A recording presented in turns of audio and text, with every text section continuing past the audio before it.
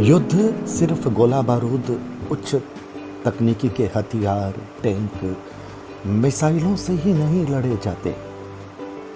युद्ध में शैतानी ताकतें, तंत्र मंत्र भी उतरती है। जी हाँ, जब हथियारों से लड़े युद्ध का वांछित परिणाम मिलता नहीं दिखता, तब फिर शैतानी ताकतें, काला जादू, तिलिस्म, ये सब युद्ध के मैदान में उतार दिया जाता है। नमस्कार, मैं संजय सनम, आप देख रहे हैं डिजिटल फर्स्ट न्यूज। तंत्र मंत्र, काला जादू, तिलिस्म, ये सब नाम आपके सुने हुए हैं,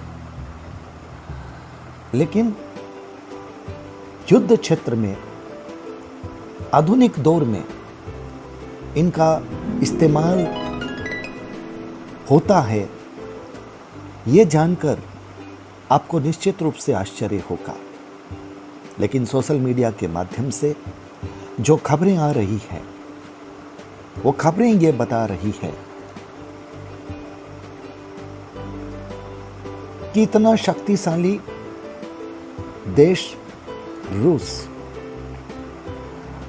और उसके सामने पिद्दी भर यूक्रेन, लेकिन अब तक रूस के हाथ में बाजी नहीं आई। युद्ध लंबा दर लंबा खींचता चला जा रहा है। अब इसकी वजह अगर आप बताएंगे कि यूक्रेन को नाटो देश से हथियार मिल रहे हैं, मिसाइलें मिल रही हैं, तो यह तर्क उचित नहीं लगेगा, क्योंकि अब जो तर्क सोशल मीडिया के माध्यम से आ रहा है, वो तर्क सुन करके आप हैरान रह जाएंगे और उसके बाद आपको लगेगा कि शायद यही सच है।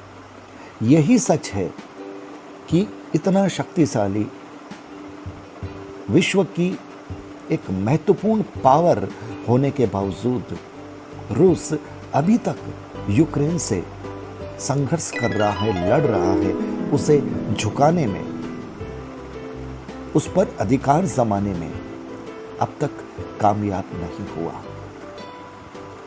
व्यूअर्स, इसकी वजह यूक्रेन की एक शैतानी सेना, जिसमें अफ्रीका की जादूगरनियां भी शामिल हैं, और कहा जाता है कि यूक्रेन के तांत्रिक और बहुत सारी महिलाएं, महिला तांत्रिक और उनके साथ अफ्रीका की तांत्रिकों ने मिलकर के एक ऐसा तिलिस्म तैयार किया है, और रूस के राष्ट्रपति पुतिन के पुतले की तस्वीरें भी आ रही हैं, और उस पुतले में तकरीबन 7 आलपिनें दबाई गई है। तंत्र मंत्र, काले जादू की उन ताकतों के सहारे पुतले पर जितनी चोट की जाती है, उतना ही असर उस व्यक्ति पर पड़ने लगता है, चाहे वो हजारों किलोमीटर दूर ही क्यों ना हो। यूक्रेनी शैतानी सेना अब रूस को सरेंडर करने की और पुतिन को घुटने टेकने के लिए मजबूर करने की कोशिश में तंत्र मंत्र, काला जादू, शैतानी ताकतों का सहारा ले रही है। और जैसे ही ये बात रूस के लोगों को पता चलती है, रूस की महिलाएं भी अपनी तंत्र प्रक्रिया के जरिए अपने राष्ट्रपति पुतिन की सुरक्षा, उनका ओरा मजबूत करने, उनके लिए एक रक्षा कवच का निर्माण करने और रूसी सेना के हमले विफल न हो, इसके लिए रूसी सेना भी इस रूप में तैयार हो जाती है। मतलब तंत्र का काट करने के लिए, यूक्रेन की शैतानी सेना का जवाब देने के लिए रूस की शैतानी सेना, जिसमें महिला जादूगरनियां, अब तंत्र मंत्र का प्रयोग कर रही है। अब इन दोनों में से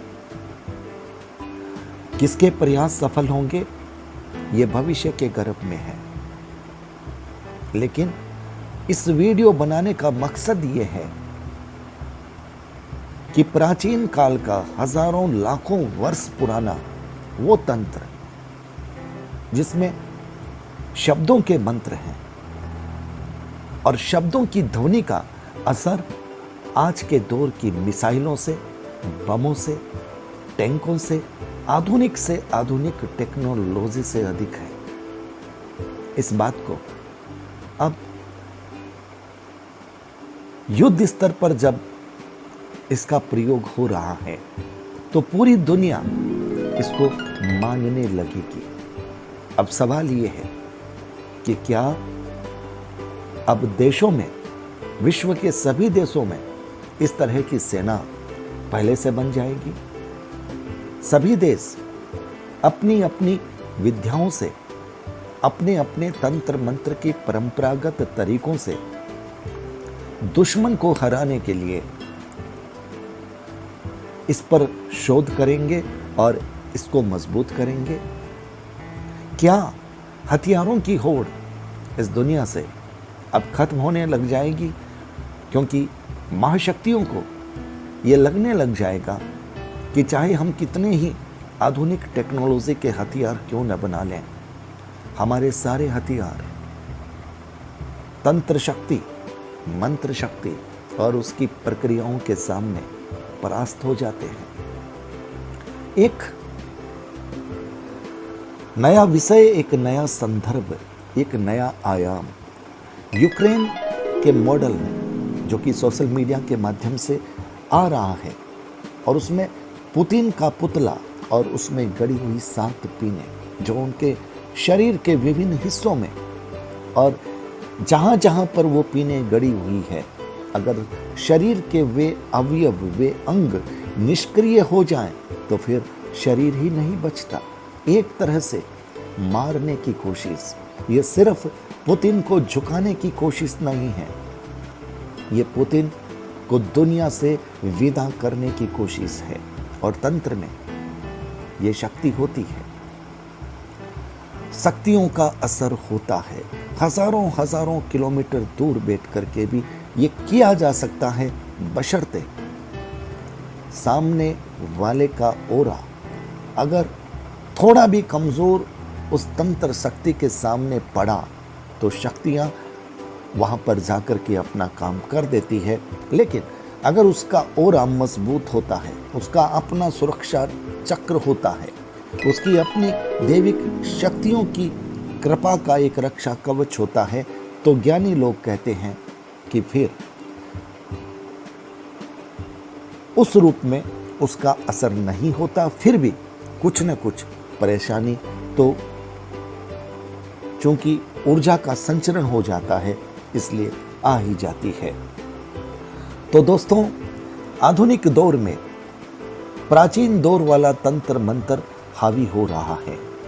आधुनिक दौर के हथियार, सैटेलाइट और मिसाइलें, टैंक, आधुनिक से आधुनिक तकनीक उनके सामने कहीं लाचार होती दिख रही है। अगर ऐसा नहीं होता तो रूस के सामने यूक्रेन की हस्ती भी क्या थी? इतने दिनों तक ये युद्ध कैसे चलता? और सबसे बड़ी बात, रूस जहां जहां कब्जा करता गया, वहां से अब उसके सैनिकों के पैर उखड़ने लगे और यूक्रेन के हाथ में पुनः वो शहर आने लगे। कोई तो बात है, कोई तो राज है, और वो राज नाटो देश के हथियार नहीं हो सकते। वो राज यूक्रेन के नागरिक सैनिक बनकर के उतर जाएं तब भी नहीं हो सकते। वो राज अदृश्य है, वो राज अवर्णनीय है, वो राज कुछ ऐसा है जिसमें कुछ विशेष शक्तियां हैं, और वो विशेष शक्तियां कहीं ये तो नहीं जो सोशल मीडिया के माध्यम से हम सुन रहे हैं। वीडियो को लाइक कीजिएगा, शेयर कीजिएगा। चैनल पर अगर नए आए हैं तो सब्सक्राइब करना मत भूलिएगा। बेल बटन को दबा दीजिएगा। आप हमारे डिजिटल फैसलों को ज्वाइन भी कर सकते हैं। बहुत बहुत आभार। नमस्कार।